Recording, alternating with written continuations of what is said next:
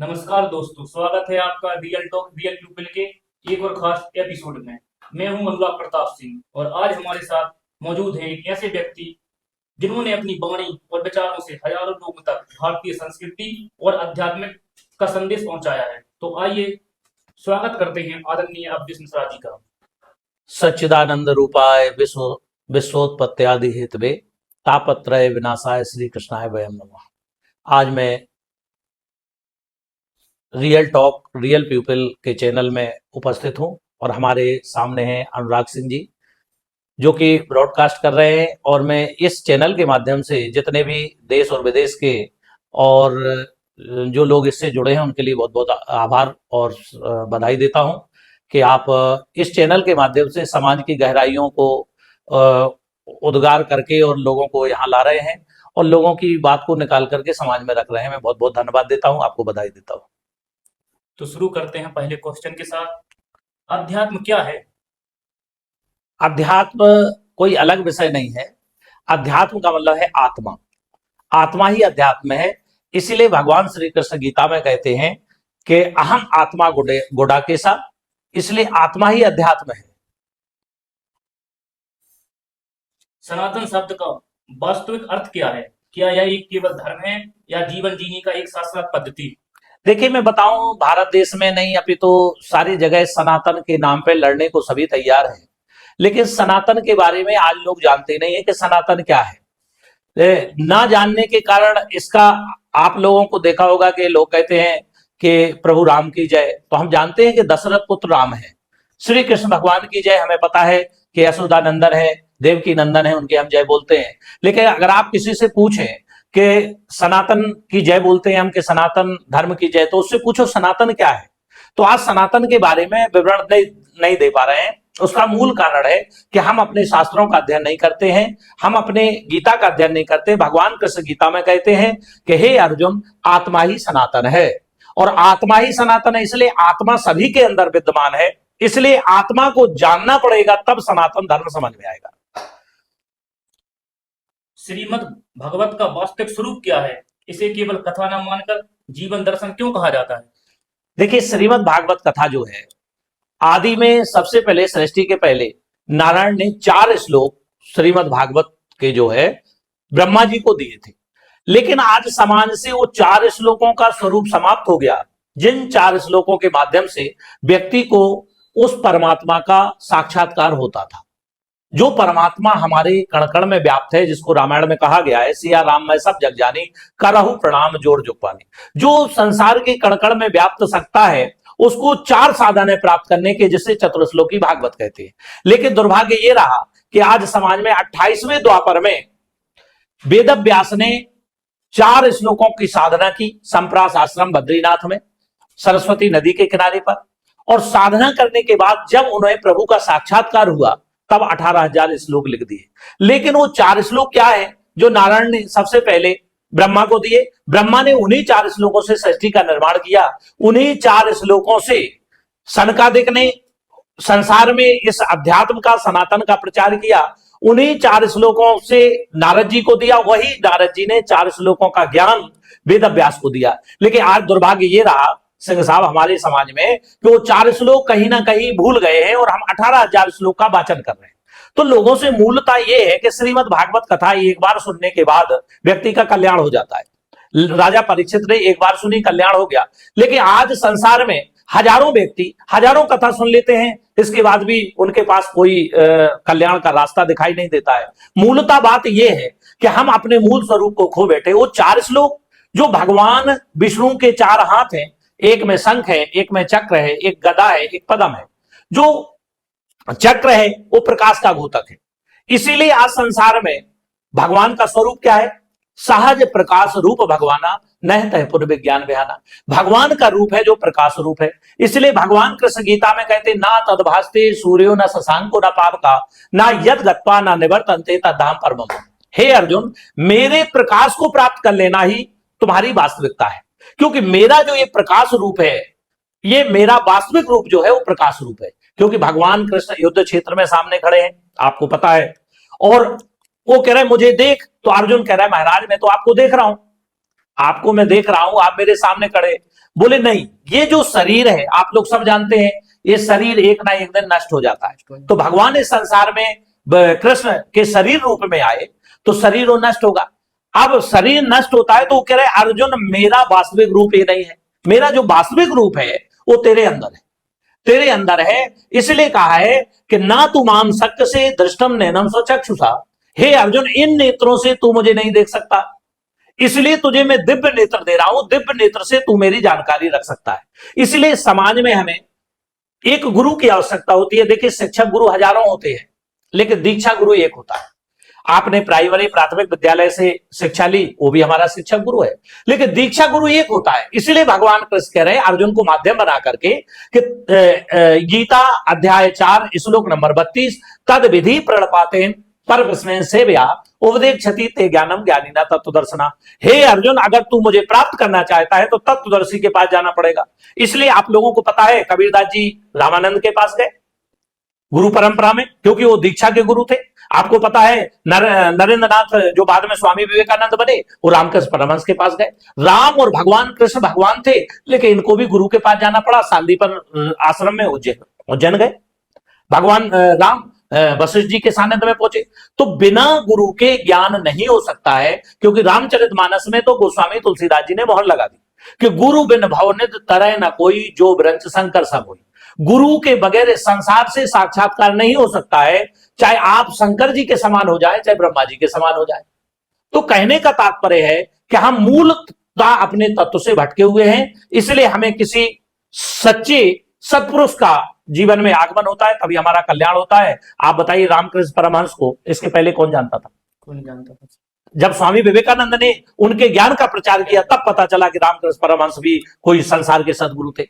और आपको एक और बात बताएं, जितने भी संसार में लोग इस स्थिति को प्राप्त हुए हैं, चाहे वो महात्मा बुद्ध ले लीजिए। महात्मा बुद्ध को अगर देखें आप तो इनका बचपन का नाम जो था वो सिद्धार्थ था। ये जब बोध गया में गए तो इन्होंने क्या किया कि अपने शरीर को तपा दिया। तो एक सुजाता नाम की लड़की आई, तो उसने कहा कि बीणा के तार को इतना मत टाइट करिए कि टूट जाए, बीणा के तार को इतना ढीला मत छोड़िए कि बंद हो जाए, बजना बंद हो जाए। तो उनको समझ में आया कि मध्यम मार्ग। आज महात्मा बुद्ध को मानने वाले हजारों हैं, लेकिन महात्मा बुद्ध की शिक्षा क्या थी? उन्होंने अपने जीवन में कहा कि मेरे मंदिर कोई नहीं बनवाना। उन्हें पता था कि मंदिर बनवाने में व्यक्ति मेरी पूजा पाठ में अटक जाएंगे, लेकिन जो मेरा सिद्धांत है उसको भूल जाएंगे। आज संसार में यही हो रहा है कि हम चाहे भीम हो, चाहे जय भीम, आज लोग कह रहे हैं जय भीम, रविदास है, तो हम जाति में बट गए। लेकिन रविदास का संदेश क्या था, रविदास की शिक्षा क्या थी, इसको भूल गए हैं। हम रविदास को पकड़ के रह गए, मैं ब्राह्मण हूं, मैं परशुराम को पकड़ के रह गया। क्यों? क्योंकि हमने आज महापुरुषों को बांटना प्रारंभ कर दिया है, जबकि हमारा सनातन कहता है कि महापुरुष की शिक्षा ग्रहण करिए, महापुरुष को जाति में मत बांटिए, क्योंकि वो संसार में आएगा तो किसी जाति में आएगा, किसी धर्म में आएगा। लेकिन हम लोगों ने इस सद्भाव को बिगाड़ करके जाति प्रथा में बढ़ गए। इस श्लोक की बात चली तो भगवत गीता में ऐसा कौन सा श्लोक है या कोई एक ऐसा श्लोक जिसने आपकी थिंकिंग चेंज कर दी? देखिए भगवत गीता में जब मैं बार बार पढ़ता था बचपन में, जब बार बार पढ़ता था तो भगवान कृष्ण कह रहे हैं मुझे देख, पश्चिमेश्वरम। बार बार इस श्लोक पे मेरा बार बार ध्यान जाता था कि वो कह रहे हैं मुझे देख, मैं देखने के लिए हूं और मैं तेरे अंदर हूं, मैं तेरे अंदर हूं, मुझे देख और मैं देखने के लिए हूं। तो मैंने दिमाग लगाया कि कहीं ना कहीं देखने की व्यवस्था तो है, और ईश्वर को मानव जीवन में ही प्राप्त किया जा सकता है। 84 लाख योनि में किसी जानवर ने तो ईश्वर को प्राप्त नहीं किया है। तो जब मैंने फिर इसके बाद जगह जगह कोई बुद्ध पुरुष का ढूंढना प्रारंभ किया जिससे हमारे जीवन में उसको दिखाने का पावर लगता है। आपने गुरु की बात की, तो आपके जीवन में सतगुरु श्री सतपाल जी महाराज का क्या योगदान रहा? मेरे जीवन में श्री सतगुरुदेव श्री सतपाल जी महाराज आपको बाह्य रूप से एक राजनीतिक नेता लगेंगे, लेकिन वास्तविकता देखा जाए तो गुरु गद्दी पे है। इनके पिताजी श्री हंस जी महाराज गुरु गद्दी पे थे, वो इस अध्यात्म का प्रचार करते थे।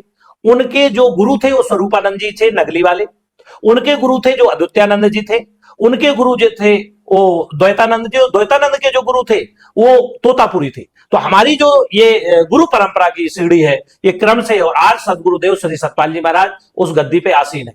और हमारे जो सदगुरुदेव श्री सतपाल जी महाराज है वो क्रियात्मक जो 4 श्लोक हैं वो क्रियात्मक हृदय में बोध कराते हैं। जिस प्रकार से रामकृष्ण परमहंस ने अपने शिष्य नरेंद्र नाथ को बोध कराया, इसलिए नरेंद्र नाथ समाप्त हो गया और स्वामी विवेकानंद जागृत हो गया। इसका मतलब विवेक को जागृत करना ही। और हमारे जिस दिन, मैं पहले भी कथा करता था और 2000 से कथा कर रहा हूं, लेकिन मुझे ये बात समझ में नहीं आती थी कि ईश्वर को प्राप्त करने का साधन क्या है। मैं सुनाता तो था, जो थ्योरी थी उसको सुना रहा था, लेकिन प्रैक्टिकल ज्ञान नहीं था। तो जब मैं सदगुरुदेव श्री सतपाल जी महाराज के सानिध्य में आया और जब उनके ज्ञान को जाना, ये 4 श्लोक को जाना, जिसके लिए कहा कि सुन समझई जन्मोदित मन मज्जै है अति अनुराग लाई 4 फल अछतुतन साधु समाज प्रयाग। वो अछतुतन, वो जो 4 फल हैं आपके शरीर के अंदर, जिनका कभी नाश नहीं होता है, वो बताने का काम कौन करता है? सदगुरु करता है, क्योंकि वो वहां तक पहुंचा हुआ होता है। लेकिन आज समस्या यही है कि हाजिर में हुज्जत गैर की तलाश। जब तक इस संसार में वो रहते हैं तो उससे हुज्जत लगी रहती है। कबीरदास जी आए, जब तक वो जीवन भर रहे तो उनको किसी ने माना नहीं। रामानंद रहे तो उनको किसी ने नहीं, जाने के बाद पूजा होती है। ऐसे ही भगवान श्री कृष्ण आए तो लोगों ने, दुर्योधन को आप देखिए, दुर्योधन ने बंदी बनाना चाहा, उनको समझ नहीं रहा था। तो क्या इस संसार में जब महापुरुष आता है तो ये नहीं कि सभी जान जाते हैं। अगर सब जान जाते तो दुर्योधन उनको बंदी नहीं बनाता, साथ में बैठते थे। क्योंकि महाभारत में 4 लोग जानते थे कि भगवान श्री कृष्ण भगवान है। 4 लोग कौन कौन से? वेदव्यास, विदुर जी, भीष्म पितामह और संजय। 5वां व्यक्ति कोई नहीं जानता था ये भगवान है। तो मेरा कहने का तात्पर्य, किसी को ज्ञान से जाना जाता है, उसके वेशभूषा से नहीं जाना जाता है। इसलिए कबीरदास जी का एक और पंक्ति है कि भेष देख मत लीजिए, पूछ लीजिए ज्ञान, अमोल करो तलवार का पड़ी रहने दो बयान। मैं आपके भेष में नहीं जाता हूं, मैं आपके अंदर की जो शक्ति है, जो आपके अंदर का ज्ञान है, उस ज्ञान से जानना चाहता हूं। और विडंबना इस संसार में यही है कि हम व्यक्ति के वेशभूषा से जानते हैं, इसलिए हम भटक जाते हैं। इसलिए हमें व्यक्ति को ज्ञान से जानना चाहिए, उसके चरित्र से जानना चाहिए। वर्ष 2003 से कथा यात्रा शुरू हुई। पहली कथा का अनुभव आज भी याद है क्या आपको? बिल्कुल याद है। पहली कथा, मेरे बगल में एक हीरापुर ग्राम है और लखन कुशवाहा, वो श्री सत्यनारायण कथा प्रति महीने करते थे। तो उनके यहाँ संतान नहीं थी, तो वो इस उद्देश्य से भगवान की कथा करते थे कि सत्यनारायण की कथा हर पूर्णमासी को करते थे। तो मैं छोटा था, मैं पिताजी के साथ जाता था, फिर उनकी कथा करना प्रारंभ किया। और जब श्रीमद् भागवत कथा, पहली जो श्रीमद् भागवत कथा 2003 में लखन कुशवाहा के यहाँ हीरापुर में की, और आज भी वो याद आता है क्योंकि हमारी आधारशिला है। और वहां से मेरी इस श्रीमद् भागवत की यात्रा शुरू हुई और आज भी वो कथा याद है। आपने राम कथा, कृष्ण कथा, भागवत, देवी पुराण और शिव पुराण में अध्यात्म को नए दृष्टिकोण से जोड़ने का प्रयास किया। यह विचार कैसे आया? देखिए, नया कुछ नहीं है, हमारा अध्यात्म वास्तविक पुराना है, इसमें नया कुछ नहीं है, नया कुछ नहीं है। क्योंकि हमारा जो, चाहे वो शिव पुराण ले लीजिए, चाहे आप श्रीमद् भागवत ले लीजिए, इसमें व्यक्ति का जो जीवन है और जीवन में जो आत्मा की यात्रा है, वो आत्मा की यात्रा के बारे में सभी पुराणों में बताया गया है। इसलिए हमें आत्मा को परमात्मा से जोड़ने के लिए मानव शरीर मिला है। यही यात्रा आप चाहे शिव पुराण के माध्यम से शुरू कर दीजिए, यही यात्रा आप चाहे श्रीमद् भागवत के माध्यम से शुरू कर दीजिए, चाहे यही यात्रा आप गीता के माध्यम से कर दीजिए। आप अगर देखेंगे तो युद्ध की एक भी बात नहीं बताई भगवान श्री कृष्ण ने अर्जुन को। युद्ध क्षेत्र में खड़े हैं, जबकि युद्ध की बताना चाहिए कि अर्जुन तू धनुष ऐसे चला, बाण ऐसे चला, लेकिन नहीं बताया। क्या बताया वहां ज्ञान बताया, ज्ञान बताया, क्योंकि ये ज्ञान ही हमारे जीवन का महत्वपूर्ण अंग है। आज के युवाओं की सबसे बड़ी आध्यात्मिक समस्या क्या है? आज के युवाओं की सबसे बड़ी समस्या ये है कि हमारा युवा भटक चुका है। हमारा युवा इसलिए भटक चुका है, वो अपने आप को नहीं जान रहा है, अपने आप को नहीं जान रहा है। जो आपने हनुमान जी को देखा होगा, हनुमान जी को कहते हैं कि जब उन्हें याद दिलाओ तो उन्हें शक्ति का पता रहता है। तो आज युवा को अपनी शक्ति का पता नहीं। ये युवा क्या है? देखिए, जब हमारा शरीर युवा रहता है तो उससे हम भक्ति भी कर सकते हैं, उससे हम साधना, आपने देखा ध्रुव 5 वर्ष का था, उसने अपने अंतिम स्थान को प्राप्त किया। नरेंद्र नाथ ने 17 वर्ष की आयु में 4 वेद 6 शास्त्र पुराणों का अध्ययन कर लिया, उससे निकाला कि मैं ईश्वर को प्राप्त कर सकता हूं, तो सारे संसार में गए और रामकृष्ण परमहंस जो अंगूठा छापते उनके चरणों में गए, उनको प्राप्त किया। युवाओं से मेरा यही कहना है कि आप अध्यात्म को जानो, अपने आप को जानो। मैं फिरोजाबाद में एक जगह, आनंद सिंह थे जेल में, जेलर साहब, तो वो हमें ले गए थे ये कॉलेज में। मैं फिरोजाबाद कथा करने गया था, ये 2024 की बात है। और जब मैं उसमें एक कॉलेज में गया तो साइंस के स्टूडेंट ने कहा कि महाराज जी, मैं राम को कृष्ण को क्यों जानूं?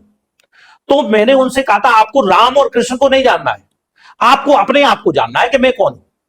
क्योंकि आपके अंदर एक सूक्ष्म शक्ति है जो निकल जाती है तो आपका शरीर मृत हो जाता है।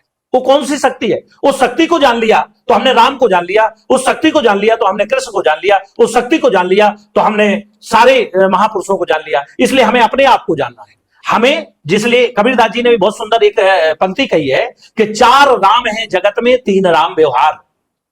तो 4 राम कौन कौन से हैं? प्रथम शालिग्राम है, आपने देखा होगा पंडित जी कथा में ले जाते हैं और उनको स्नान करवाते। शालिग्राम है जो गंडक नदी में, नेपाल में गंडक नदी में, उनकी आज आपको एक और सच्चाई बताऊं। गंडक नदी में जब आप तुलसी का पौधा उखाड़ के दामोदर कुंड में डालोगे तो जो एक सच्चा शालिग्राम होता है उस ऊपर आकर के तुलसी के पौधे में चिपक जाता है। तो प्रथम शालिग्राम है, दूजे परशुराम, जो परशुराम जी है, तीजे राजा राम और चौथे आतम राम। तो 3 राम का तो हम पूजन पाठ करते हैं, लेकिन जिसका पूजन होना चाहिए उसका नहीं करते। चौथे आत्म राम।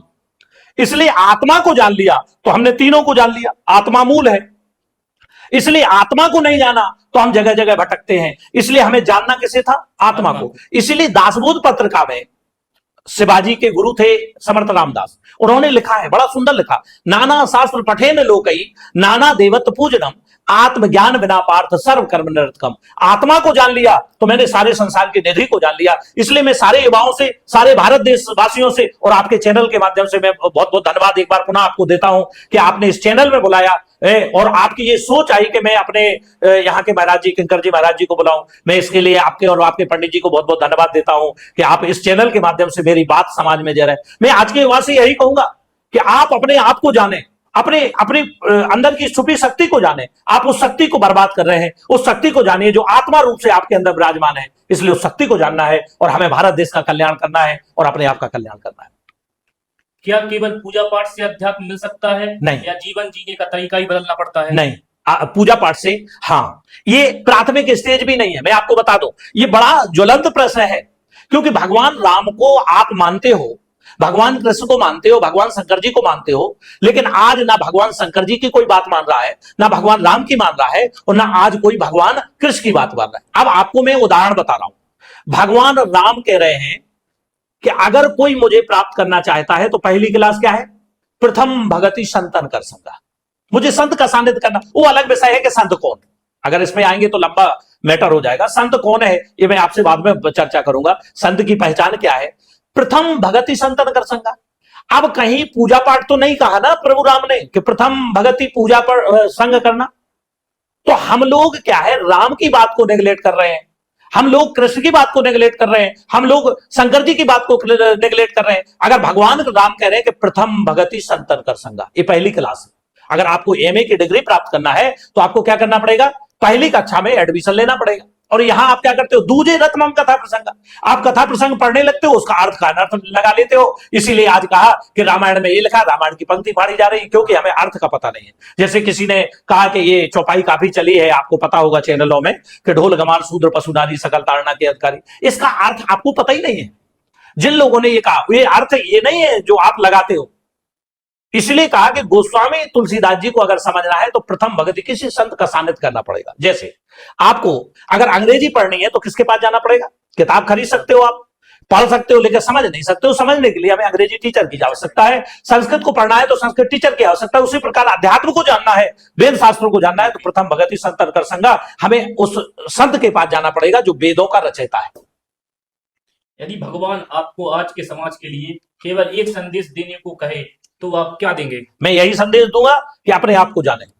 अपने आप को जानोगे तब आपको वास्तविक धर्म पता चलेगा, वास्तविक समाज में रहने की क्रिया आएगी कि मुझे माता पिता के साथ क्या कर्म करना चाहिए। इसलिए भगवान कृष्ण गीता अध्याय 18:64 में लिखते हैं कि सर्व धर्मान परित्यज्य माम एकम शरणं व्रज। पहली मेरी शरण में आ। मेरी शरण का अर्थ आपको वृंदावन नहीं जाना है, मेरी शरण का अर्थ आपको मथुरा नहीं जाना। मेरी शरण का मतलब है आप अपने आत्मा को समझो। जब आत्मा को समझोगे तो पिताजी का धर्म पता चलेगा, माताजी का धर्म पता चलेगा और आप अपने बच्चों के धर्म पता चलोगे। क्योंकि समाज में जीने की कला तब आएगी जब आप अपने आप को समझ लोगे।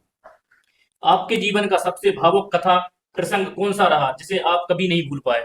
उद्धव प्रसंग।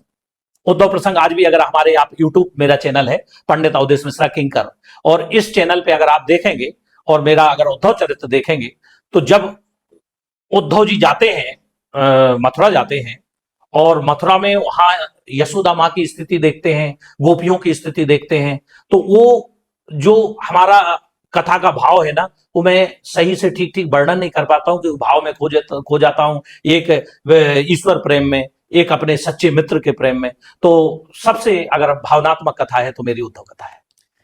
नेपाल सहित विभिन्न स्थानों पर कथा करते समय ऐसा कौन सा अनुभव हुआ जिसने आपको भीतर तक बदल दिया? हाँ, मेरे अंदर केवल बदलाव हुआ सदगुरुदेव महाराज जी के सानिध्य में आने पर, क्योंकि जब तक व्यक्ति सही मायने में अपने आप को नहीं जानेगा तब तक बदलाव नहीं हो सकता है। इसलिए जब उनके सानिध्य में पहुंचा 2009 में, जब उनके सानिध्य में आया, तो इसके बाद मेरे जो भी अवगुण थे अंदर के, क्योंकि अवगुण बाहर से कोई कितना भी कहे निकल नहीं सकता है, अंदर से, क्योंकि अच्छाई भी अंदर है, बुराई भी अंदर है। अगर हमारे अंदर कोई कमी है तो हमें अपने आप को सुधारना होगा, दूसरा नहीं सुधार पाएगा। क्या बिना गुरु के आत्मज्ञान संभव है? नहीं। जिस प्रकार से बिना टीचर के अंग्रेजी समझ में नहीं आएगी, उसी प्रकार से बिना गुरु के अध्यात्म और भागवत समझना और गीता समझना मुश्किल है। यदि किसी व्यक्ति के पास केवल 5 मिनट हो तो वह अध्यात्म की शुरुआत कैसे करे? देखिए, अध्यात्म शरीर का विषय नहीं है। नैनम छिद्रंती शस्त्राणी नैनम दहती पाव का ना चेनम क्ले देनता वो सोसेती मारता। आप इसको प्रश्न के माध्यम से बना सकते हो 5 मिनट, लेकिन शरीर की यात्रा भी 80-90 साल है, लेकिन शरीर की यात्रा नहीं, ये जीवात्मा की यात्रा है, और जीवात्मा निरंतर है। शरीर जैसे बसान से जीर्णानी यथा वह है, ये जिस प्रकार से आपका कपड़ा फट जाता है तो ये कपड़ा बदल देते हो ये शरीर के लिए, इसी प्रकार ये आत्मा है। ये शरीर कपड़ा है, और जब ये जीर्ण शीर्ण हो जाता है ये आत्मा बदल देती है। इसलिए आत्मा की यात्रा जो है लंबी यात्रा है, इसलिए इसको आप 5 मिनट में नहीं बांध सकते, ये जन्मों का खेल है, और इसकी शुरुआत किसी ना किसी जीवन से करनी पड़ेगी। आने वाली पीढ़ी के लिए आपका क्या संदेश है? आने वाली पीढ़ी के लिए मैं यही कहूंगा कि हिंदू मुस्लिम सिख ईसाई से पहले मैं मानव हूं। हिंदू मुस्लिम सिख ईसाई के पहले हम मानव हैं, और मानव का धर्म क्या है। आज समाज टुकड़ों में बटा हुआ है, क्योंकि गोस्वामी तुलसीदास जी ने लिखा है कि सबई सुलभ सब जन, ये जो ईश्वर का नाम है, ईश्वर का ज्ञान है, सबके लिए सुलभ है। हिंदू सिख मुस्लिम ये तो शरीर है। जैसे आपने देखा होगा, आप वाशिंग पाउडर की पैकेजिंग में किसी में हरी पैकेजिंग कर देते हो, किसी में नीली, लेकिन उसके अंदर तत्व तो एक ही होता है। इसी प्रकार हमारे अंदर में, इस समाज से यही कहूंगा कि मेरे अंदर जो अंदर है, जीव आत्मा है, वो सबके अंदर बराबर है, केवल पैकेजिंग है। तो मैं ये चाहूंगा समाज से कि कोई ना हिंदू है ना कोई मुसलमान है, हम आत्म स्वरूप में सब एक हैं, और जिस दिन आत्मा रूप से देखने लगोगे ये खाई समाप्त हो जाएगी। आज मैं पुनः कहूंगा, भारत देश में आत्म रूप देख नहीं रहे, इसलिए हिंदू मुस्लिम की खाई दूर बढ़ती जा रही है। आज लोग तनाव और चिंता में रहते हैं, भागवत कथा उन्हें क्या दे सकती है? भागवत कथा, अगर मूलता समझने वाला व्यक्ति से आप भागवत कथा करवाओगे, जो वास्तविक 4 श्लोकों की कथा जानता है। ध्यान देना, एक बार पुनः मैं आप लोगों से निवेदन कर रहा हूं कि 18,000 श्लोक की कथा तो ये आप टीवी पे भी देख सकते हो, यूट्यूब पे भी देख सकते हो, लेकिन वो 4 श्लोक क्या है जो नारायण ने ब्रह्मा को दिए थे, जो गुप्त है। जैसे मैं आपको एक छोटा सा, अगर आपके पास समय है तो, मैं, समय की कमी तो नहीं है आपके चैनल पे, नहीं। तो समय की कमी नहीं तो मैं आपको बताऊं, जब नारद जी ज्ञान वैराग्य सुसुप्त अवस्था में थे और ज्ञान वैराग्य नहीं जगे, तो नारद जी ने सारे तीर्थों का जल डाला, लेकिन ज्ञान वैराग्य जगे नहीं। भक्ति रो रही थी, क्रंदन कर रही थी, क्योंकि उसके जो पुत्र थे वो वृद्ध हो गए और भक्ति जवान थी। तो उसने नारद जी से पूछा, महाराज ये क्या? तो नारद जी ने एक बार नहीं 7 बार गीता पाठ किया। आप श्रीमद् भागवत को पढ़ेंगे तो नारद जी बड़े परेशान हो गए कि गीता पाठ से जब ज्ञान वैराग्य नहीं जाग रहा है तो भक्ति तो रोएगी, भक्ति तो क्रंदन करेगी। और आज समाज में यही हो रहा है, भक्ति जवान है, मंदिर भरे पड़े हैं, तीर्थ भरे पड़े हैं, लेकिन ज्ञान वैराग्य सुसुप्ति अवस्था होने के कारण आज समाज में परिवर्तन नहीं है। तो नारद जी के लिए आकाशवाणी हुई, हे नारद जी एतर्थम सत्कर्मम, हे नारद जी इनके लिए सत्कर्म करो। तो आपके चैनल के माध्यम से मैं संसार के विद्वानों से भी निवेदन करता हूं कि वो सत्कर्म क्या है। आप तो गीता को सत्कर्म मान रहे हो, सुंदरकांड को सत्कर्म मान रहे हो, लेकिन वो आकाशवाणी हुई, हे नारद जी इनके लिए सत्कर्म करो, सत्कर्म से ही ज्ञान वैराग्य की जागृति होती है। अब समाज में बड़ी विडंबना है, सत्कर्म कोई जानता नहीं है। सत्कर्म के नाम पे वृंदावन भेज देंगे, सत्कर्म के नाम पे यज्ञ करवा देंगे। अरे भगवान जिस सत्कर्म की बात कर रहे हैं, तब सनकादिक ने कहा वो सत्कर्म की विधि है जो वो गोप्यसी साधु साधवा भूषणा, श्लोक है भागवत का। वो साधुओं के राजा के पास मिलता है सत्कर्म। कहां मिलता है सत्कर्म? साधुओं के राजा के पास। और आप यही बात प्रभु राम से जब अयोध्यावासियों ने पूछा कि महाराज आप तो जा रहे हैं, साकेतवासी हो रहे हैं, तो हम आपको कैसे प्राप्त करेंगे? तो भगवान राम कह रहे हैं, और 45वां दोहा है रामचरितमानस का, आप लोग उठा के देखेंगे तो उसमें लिखा है, और एक गुप्त मत सबई कहूं कर जोर। भगवान राम हाथ जोड़ के कह रहे हैं मुझे प्राप्त करने का साधन गुप्त है।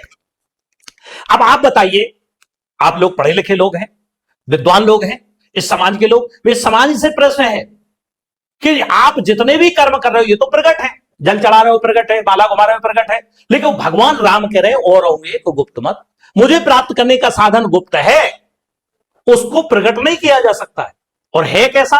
शंकर भजन, जो शंकर जी ने भजन किया। अब विचार करो, आज सावन का महीना चल रहा है, पावन पवित्र महीना है, आज ओम नमः शिवाय कर रहे हैं, लेकिन शंकर जी ने अपना नाम थोड़ी जपा होगा, शंकर जी ने अपना नाम थोड़ी जपा होगा, राम ने राम राम थोड़ी कहा होगा, राम ने भी जपा, सुमर पवन सुत पावन नाम अपने बस कर राखो राम, जो हनुमान जी जपत निरंतर। अब आप बताओ, राम को जपोगे तो निरंतर थोड़ी जप पाओगे, सोते पे राम बंद हो जाएगा, कृष्ण जपोगे तो निरंतर नहीं जप पाओगे, इसलिए जपत निरंतर। वो निरंतर क्या है? तो हमारी श्वास निरंतर चल रही है, श्वास में जो नाम चल रहा है वो गुप्त है। उस नाम को जब तक नहीं जानोगे, उस पोटेंशियल को जब तक नहीं पहचानोगे, तब तक आप अध्यात्म से बहुत दूर रहोगे। अगर कोई व्यक्ति भगवान को नहीं मानता तो उसे भागवत कथा क्यों सुननी चाहिए? भगवान को नहीं मानना, भगवान का पहले तो हम अर्थ समझे, भगवान क्या है? भग का मतलब होता है इंद्रियां, शरीर, और बान का मतलब चलाने वाला, गाड़ीवान, गाड़ी को चलाने वाला, रथवान, रथ को चलाने वाला, जो उसको चलाता है। तो भगवान कोई बाहर की वस्तु नहीं है, भगवान कोई अंदर, भगवान की वस्तु क्या है? भग का मतलब अपने अंदर जो बैठा हुआ गोविंद, गो का मतलब इंद्रिय, बिंदु के रूप में जो हमारे शरीर को चला रहा है वो है गोविंद। भगवान जो हमारे अंदर बैठ करके हमारे शरीर को ढो रहा है वो भगवान। तो पहले तो हम भगवान को समझेंगे, जब तक उसको, और ऐसा कौन है दुनिया में कि जो अपने उसके बगैर रह रहा है? इसलिए भगवान को माने, भगवान को जाने, भगवान को मानता है वो मानता गलत है, इसलिए भगवान का मतलब हमारे शरीर को चलाने वाली शक्ति। आप बोल रहे इंद्रियों, तो इंद्रियों पर कंट्रोल कैसे करें? हाँ, अभ्यास और वैराग्य, यही अर्जुन ने प्रश्न किया था, अभ्यास और वैराग्य। काय का अभ्यास? अभ्यास किस बात का? जैसे आपसे कहें अभ्यास किसका करें, जैसे आपको एक बार किताब है, इसी प्रकार जो आपकी श्वासों में रमण करने वाली शक्ति है, जो आपके आदिकाल से आई हुई है, उस शक्ति का अभ्यास सुमरण, कोई बुद्ध पुरुष के पास पहुंच करके उस शक्ति का जागरण करना है, उसको जोड़ना है, हमें अपनी वृत्ति को जोड़ना है, इसलिए हमारी इंद्रिय अपने बस में होगी। आपके अनुसार आज इंसान की सबसे बड़ी समस्या क्या है? पैसा, अहंकार, तनाव? आज सबसे बड़ी समस्या है अंधी दौड़ भाग रहा है भौतिकवाद में, और हमारे जीवन में क्या होता है? पात्रता, योग्यता और क्षमता, तीन शब्द है। आदमी पात्र नहीं है, योग्य नहीं है, क्षमता नहीं है, लेकिन कल्पना वो बड़ी कर रहा है, इसलिए दुख का कारण है। भाई हम जिस चीज के, जैसे हम आईएएस के योग्य नहीं है, पात्र नहीं है और क्षमता भी नहीं है, और हम उसकी कल्पना करें कि बन जाएंगे तो दुख का कारण बनेंगे। इसलिए हमें पहले आकलन करना चाहिए अपना, हम किस योग्य हैं, किस पात्र हैं, कौन सी क्षमता है। और ये सारी क्षमताएं बढ़ती तो केवल, मैं फिर वहीं आऊंगा, अध्यात्म से, सनातन से। कि आपको पता है कबीरदास जी ने, आपको देखा होगा, आप कबीरदास जी को आपने देखा है, उनके मतलब जीवन को देखा, अंगूठा छाप थे, लेकिन आज सारा संसार उन पर पीएचडी कर रहा है। आप सूरदास को देखे, अंधे थे, लेकिन आज उनके एक एक पद पे लोग पीएचडी कर रहे हैं। तो कहने का तात्पर्य हम अपने अंदर की शक्ति को जागृत करें। तो शुरू करते हैं रैपिड फायर राउंड के साथ। भक्ति या ज्ञान? बिना ज्ञान के भक्ति नहीं, बिना भक्ति के ज्ञान नहीं। मंदिर या ध्यान? ध्यान सब कुछ है। आपकी पसंदीदा कथा? श्रीमद् भागवत कथा। सबसे प्रिय भगवान? जो हमारे प्राणों में है, प्राणपति। सुबह की पहली प्रार्थना? गायत्री मंत्र। एक ऐसी सीख जो हर युवा को अपनानी चाहिए? अध्यात्म को समझना। आज के युवाओं की सबसे बड़ी कमी? आधुनिकता में भागना। सोशल मीडिया वरदान या नुकसान? अगर सही वे पे है तो वो वरदान है, और गलत वे पे है तो नुकसान है। पैसा या शांति? शांति। प्रसिद्धि या संतुष्टि? संतुष्टि। आपकी जिंदगी का सबसे बड़ा गुरु? सबसे बड़ा गुरु श्री सद्गुरुदेव श्री सतपाल जी महाराज। एक आदत जिसे हर इंसान को छोड़ देना चाहिए? दूसरे की बुराई, क्योंकि रामचरितमानस में भी आया है कि 8 जथा लाभ संतोषा, सपने उन्हें देखे परदोषा। परदोष नहीं देखना चाहिए किसी की। और एक ऐसी आदत जो हर युवाओं को अपनाना चाहिए? माता पिता को प्रणाम करना प्रातःकाल। कथा वाचन में सबसे मुश्किल क्या है? सबसे मुश्किल जनता को बांध के रखना। मंच पर जाने से पहले मन में क्या चलता है? कुछ नहीं, स्वाध्याय चलता। आपकी जिंदगी का सबसे यादगार पल? सबसे यादगार पल, मैंने अपने गुरु महाराज जी को खुद पूजन किया झांसी में, और पूरा गुरु महाराज जी का सारा परिवार बैठा था और मैं आचार्य बना था। ये सबसे अच्छा समय। ऐसी कौन सी बात है जो लोग आपको लेकर गलत समझते हैं? मुझे ऐसा तो अभी तक आभास नहीं हुआ कि मुझे लेके गलत समझते हैं, लेकिन अगर कोई समझता है तो उस पर मेरी सोच नहीं है। एक शब्द में भगवान आपके लिए क्या है? आपके लिए मेरे लिए भगवान आत्मा है और आत्मा का जानना आवश्यक है, इसलिए मैं आत्म स्वरूप को जानता हूँ। आपके लिए असली भक्ति क्या है? मंदिर जाना या इंसान के काम करना? असली भक्ति है इंसान की मदद करना, और इंसान की मदद तभी कर पाओगे जब आप अपनी खुद की मदद करोगे। आज के युवाओं को धर्म से दूर करने वाली सबसे बड़ी चीज क्या है? सबसे बड़ी चीज राजनीति है। बहुत बहुत धन्यवाद आदरणीय अवधेश मिश्रा जी, जो आप हमारे channel real talk real people में आए, इसके लिए दिल से धन्यवाद आपका। आदरणीय सिंह साहब, अब आपका मैं एक बार इसलिए और धन्यवाद करता हूं क्योंकि आप मेरी जन्मभूमि से भी हैं और मेरे सामने पले बड़े हैं, और आपने यहाँ तक का सफर जो तय किया उसके लिए धन्यवाद, और आगे का सफर तय करेंगे इसके लिए शुभकामनाएं। बहुत बहुत धन्यवाद, शुभकामनाएं। आपका चैनल ग्रोथ करे, भगवान करे कि आपके चैनल पे देश का हर व्यक्ति वो जो समाज के लिए कार्य कर रहा है वो जुड़े और आपके लिए इस चैनल पे आए। बहुत बहुत धन्यवाद। आपके सभी चैनल के श्रोताओं को बहुत बहुत धन्यवाद।